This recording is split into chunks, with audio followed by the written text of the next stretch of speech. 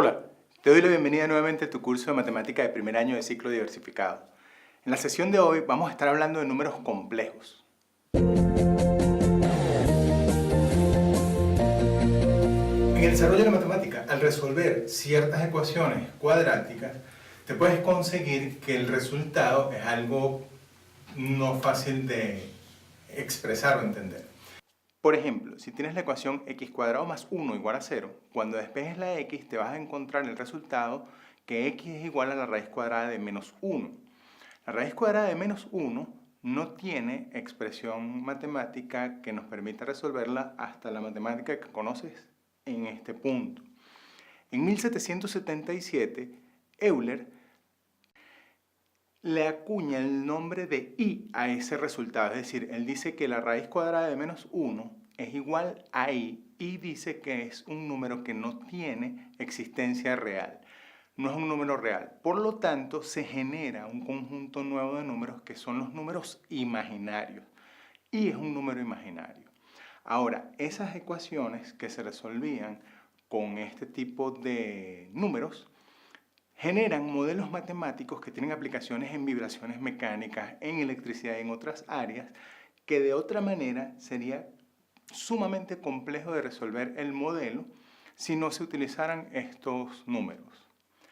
Una de las primeras cosas que se hizo con el número imaginario i fue estudiar sus potencias, es decir, si yo multiplico i por i al cuadrado, eso va a ser igual a menos 1. Si la raíz cuadrada de menos 1 es igual a i por i me va a dar menos 1.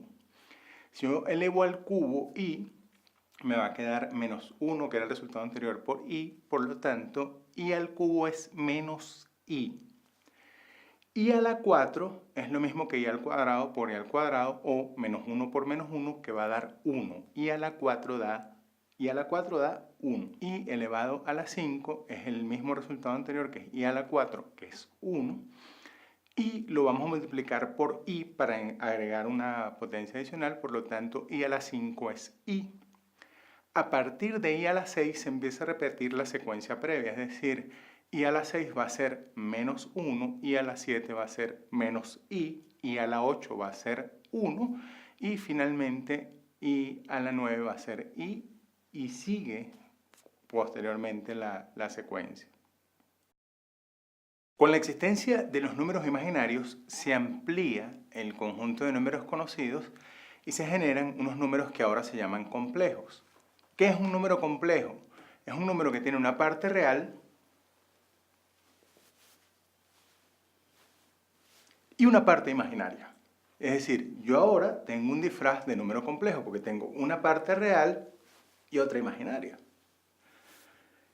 El número complejo, z, se expresa precisamente de esa manera. Tenemos z igual a más b por i, donde a pasa a ser la componente real del número complejo y b por i como número imaginario, pasa a ser la componente imaginaria de ese número complejo. Un número complejo siempre va a tener una componente real y una componente imaginaria. Eso es lo que debes recordar del número complejo y se expresa como z igual a más bi. Esa i no la confundas con la i del vector unitario que estábamos trabajando en sesiones previas. Este i no tiene la b invertida y se refiere exclusivamente al número imaginario y raíz cuadrada de menos 1. Los números complejos se representan también gráficamente en el plano imaginario o el plano complejo, se le dice. O sea, es el plano complejo. ¿Cómo es eso?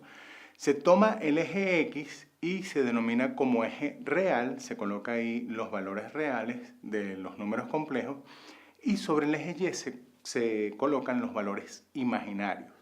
Entonces, para un número z igual a más bi, se toma la componente real a, se expresa o se mide sobre el eje X o el equivalente al eje X, que sería nuestro eje real ahora, y sobre el eje Y se mide la magnitud b para conseguir la componente imaginaria. Se trazan paralelas igual que como hacíamos con la representación de puntos y vamos a conseguir este elemento en el cruce que se conoce como el afijo del número complejo. El A fijo es el equivalente al punto en la representación cartesiana, solo que se le denominó A fijo para referirse al trabajo en el plano complejo. Adicionalmente, se puede trabajar ciertos valores de los números complejos cambiándole el signo a la componente imaginaria. El número obtenido de esta manera, es decir, un número complejo al cual se le ha cambiado el signo a la componente imaginaria, ese nuevo número es el conjugado del número original. Entonces, el A fijo es el punto que me representa en el plano complejo a mi número complejo, y el conjugado es el mismo número al cual se le ha cambiado de signo a la componente imaginaria. Con los números complejos se pueden realizar operaciones, igual que como trabajábamos anteriormente, solo que se van a comportar un poquito diferente. Es decir, cuando sumemos dos números complejos, la suma, vamos a tener que sumar separadamente su parte real o sus partes reales y sus partes imaginarias. No se van a poder mezclar. La suma de números complejos va a producir un nuevo número complejo, y las propiedades es que es conmutativa, es decir, Z1 más Z2 es exactamente igual a Z2 más Z1. Es decir, no hay cambios ahí porque precisamente está separada la parte real de la imaginaria. Es asociativa si consideramos Z1 más Z2 más Z3. Ese resultado es exactamente igual si primero sumamos Z1 más Z2 entre paréntesis y al resultado de esa operación le agregamos Z3, o si por el contrario agrupamos entre paréntesis Z2 más Z3 y a ese resultado le sumamos Z1. Cualquiera de estos casos da exactamente el mismo resultado, lo cual nos indica que es asociativa la suma. Tiene un elemento neutro que sería el número 0, que en este caso para el número complejo sería 0 más 0i. Ese señor, si se lo sumamos a cualquier número complejo, va a dar exactamente el mismo número, por lo tanto es el elemento neutro de la suma. Y los números complejos pueden tener un inverso que consiste en cambiar de signo tanto la componente real como la componente imaginaria. Al hacer esto, ¿qué es lo que va a pasar? Que si sumo un número complejo más su inverso, el resultado va a ser 0. Pero esto me permite hacer la resta de números complejos, es decir, en vez de hacerle una operación aparte, vamos a sumar un número más el inverso de otro, y eso me va a dar un nuevo número complejo, que sería el equivalente a restar dos números complejos. No confundas el inverso con el conjugado que trabajábamos en la sesión o en el espacio anterior.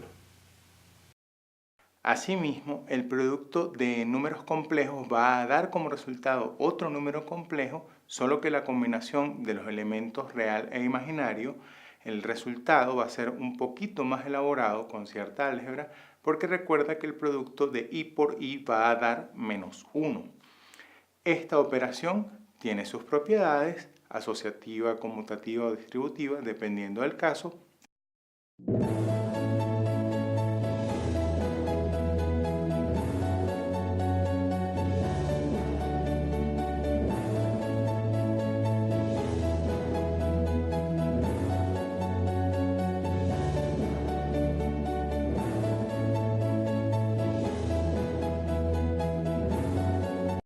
¿Qué aprendimos en la sesión de hoy?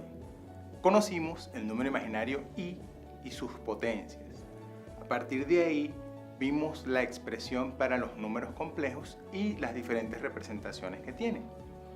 Conocimos además unos conceptos adicionales como el inverso y el conjugado de un número complejo y el afijo como su representación gráfica. Finalmente vimos las operaciones de suma y multiplicación de números complejos.